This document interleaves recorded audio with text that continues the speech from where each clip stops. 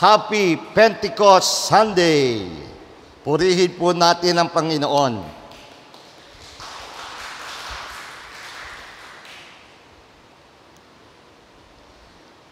Napakabilis po ng takbo ng panahon. Ito na naman tayo, bagong buwan ng Hunyo, kalagitnaan. Pero concentrate muna tayo dito sa ating solemnity, dakilang kapistahan ng pagbaba ng Banal na Espiritu Santo. And how did we start or welcome the month of June? With a solemnity of the ascension of the Lord. Yan ang unang araw ng Hunyo. Kaya nga ang pag-akyat ni Jesus sa langit, siya ay bumalik. Tanong, ano ang kahalagahan ng pag-akyat ni Jesus sa langit? Let me give two importance of Jesus' ascension to the heaven. Una, umakyat, bumalik si Jesus sa langit upang makasama ang Ama at maghanda ng lugar para sa atin. Amen? Kaya napakaganda. Jesus went back to the Father who glorified Him, who exalted Him. At siyempre, hindi lang para makasama ang Ama, kundi bigyan tayo ng lugar, paghanda ng lugar. Kaya sabihin mo sa iyong katabi, may lugar ka na sa langit. Amen? Napakaganda. Ano pa? Pangalawa, bakit bumalik ang ating mananakop, ang Kristo sa langit? Pangalawa, upang ipadala ang Banal na Espiritu Santo. Napakagandang rason. Kung walang pag-akyat, edi walang pagbaba. Walang Pentecostes.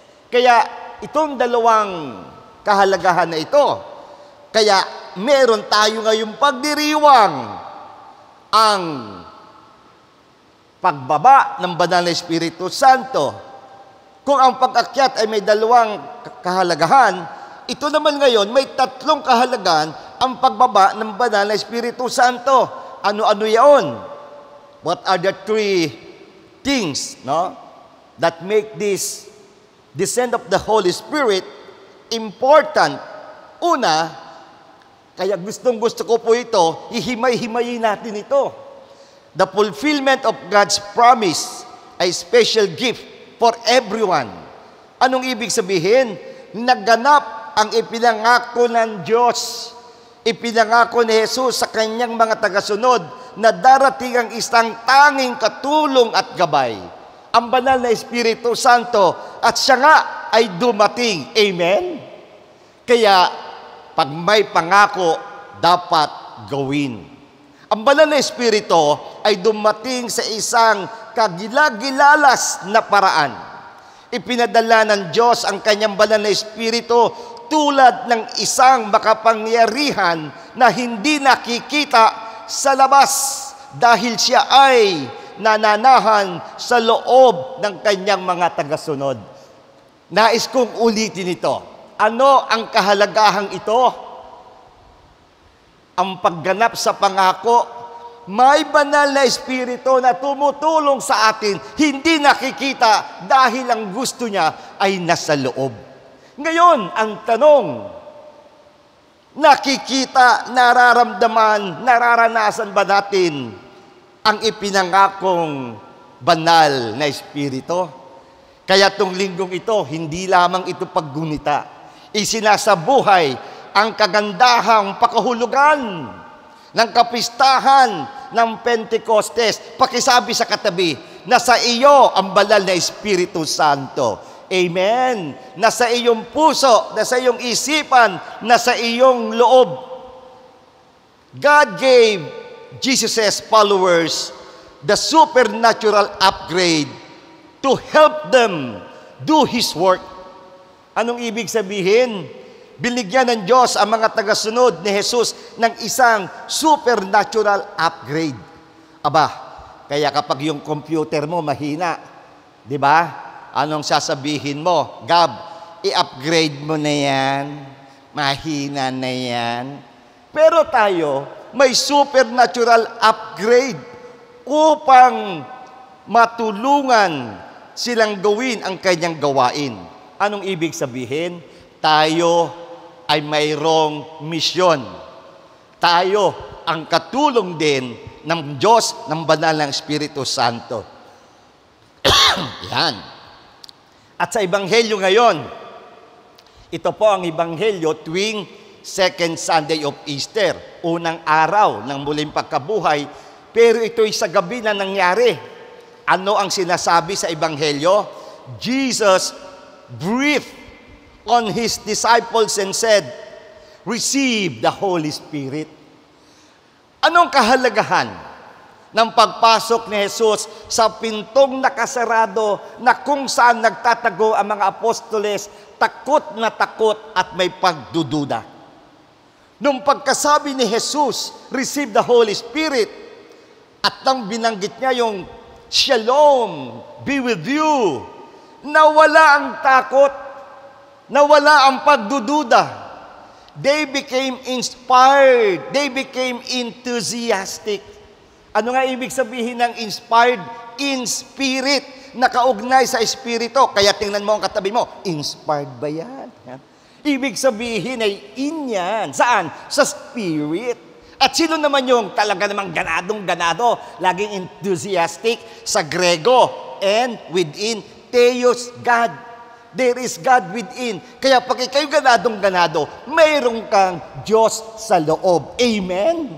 Nangyari ito noong muling nabuhay si Jesus nang ibinuga niya sa kanyang mga alagad.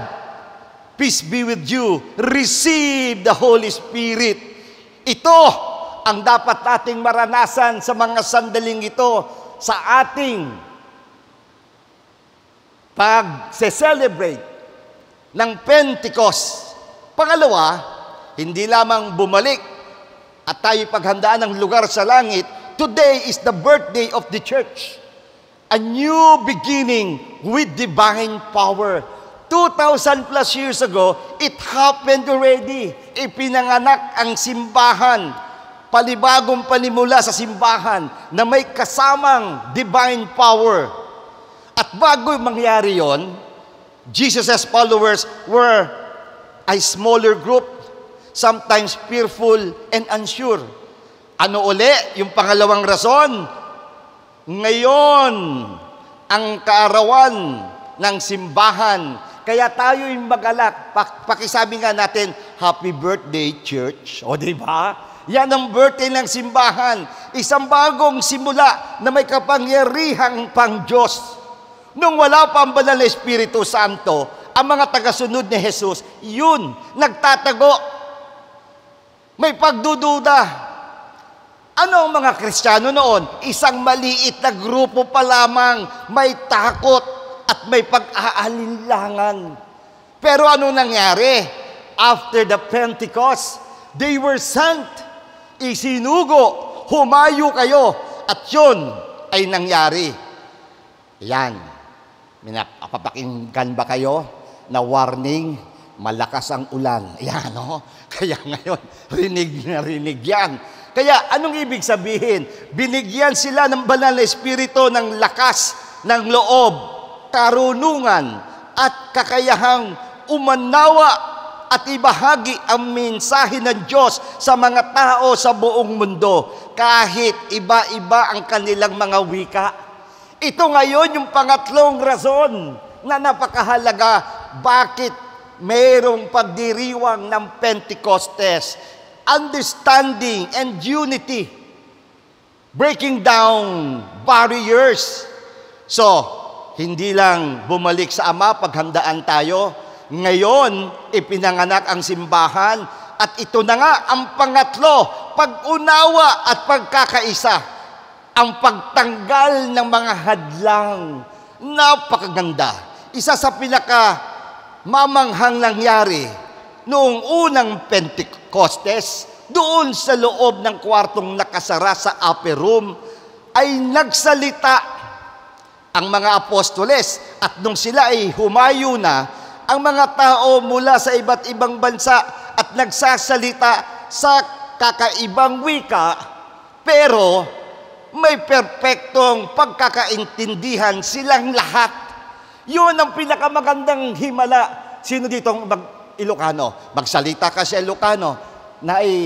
Bisaya din Sige, magbisaya ka. Maraming Bisaya. Cebuano, Ilonggo. Sige, doon ka sa Zamboanga, magtsabakano ka. At yun, maski iba-ibang lingwahe, nagkakaunawaan sila. It happened. Anong ibig sabihin? Di ang ganda.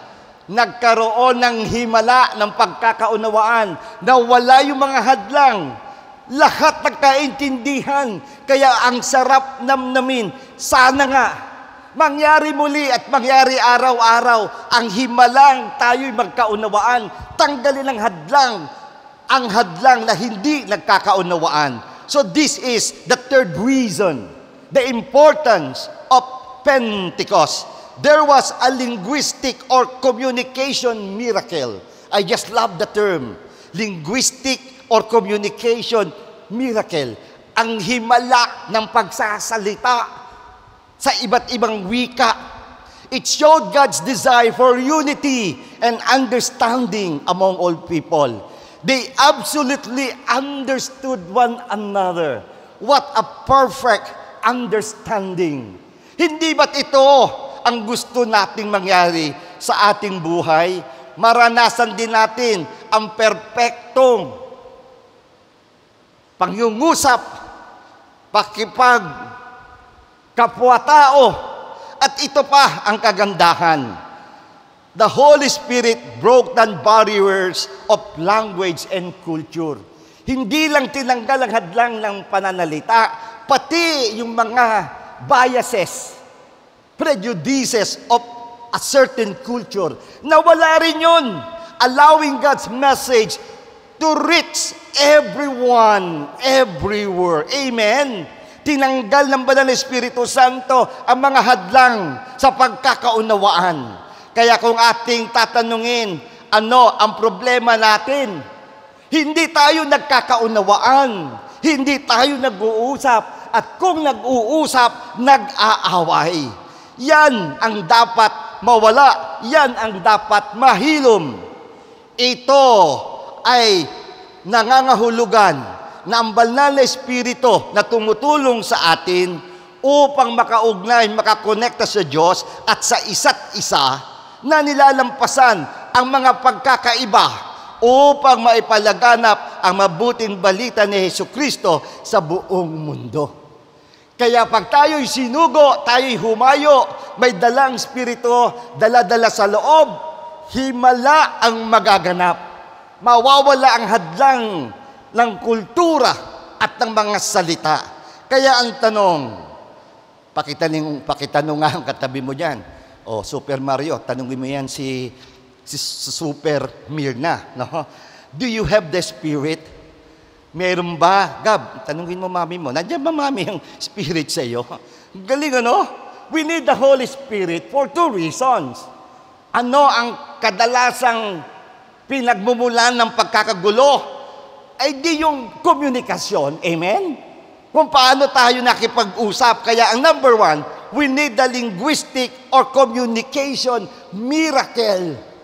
Nawa ang ating pag-uusap ay isang himala. May asawa dito. Sige, maghimala.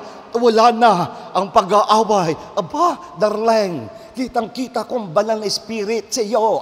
Ganado ka. Amen? Yun ang ibig sabihin. We need to have a personal experience of linguistic and communication miracle in our daily life, starting within the family, in the community, in the world. And then secondly, ganon, we need the supernatural upgrade.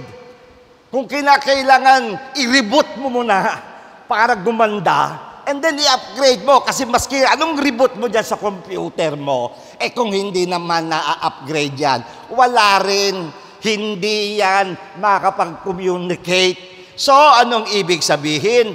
Tanong, bakit kinakailangan ng Banal na Espiritu Santo? Una, kinakailangan natin ang himala ng pag-uusap upang magkaunawaan. Amen?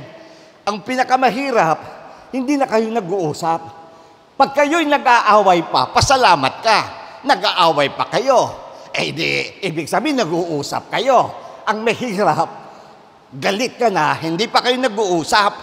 Pangalawa, kinakailangan natin ng supernatural upgrade. Kagaya ng mga nangyayari sa teknolohiya na nangyayari ngayon upang maintindihan ang technological advancement, artificial intelligence, at yung mga robotic. Ito ngayon ang kahalagahan. Hindi lang pang sarili. Hindi lang lamang sa relasyon ngayong Pentecost 2025. Sana nga, we need this linguistic and communication miracle because it will bring us to unity and understanding among all peoples. Panghuli, application na ito, ilan sa atin ang may kagalit ngayon? O, Sister Paz, may kagalit ka ba? O si Bunso, si Clarice, may kagalit ba yan? May nasirang relasyon ba? Nasira ba ang pagkakaibigan?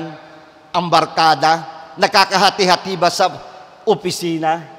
Nakahati-hati bang mga kamag-anak? Nakahati-hati ba sa politika? Kaya kayo mga nanonood ngayon, live na live, nangyayari sa Pilipinas yan sa politika.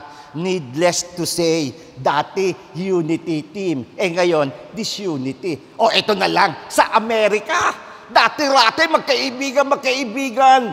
Si President Trump and the richest man in the world, Elon Musk. Ngayon, the best lover are the best haters. Grabe, no? Lovers turning into haters. Tayo ay nagkakagulo at tayo ay magkakagulo pag wala ang banal na espiritu sa atin. Kaya, yes to supernatural upgrade. The Holy Spirit came in a spectacular way, a powerful, invisible presence. Kaya hilingin natin how to face the challenges of technological advancement, artificial intelligence, and robotic. Papaano natin haharapin ang hamon ng mga ito? Pasalamat tayo. We have the new, of course, Pope Leo XIV.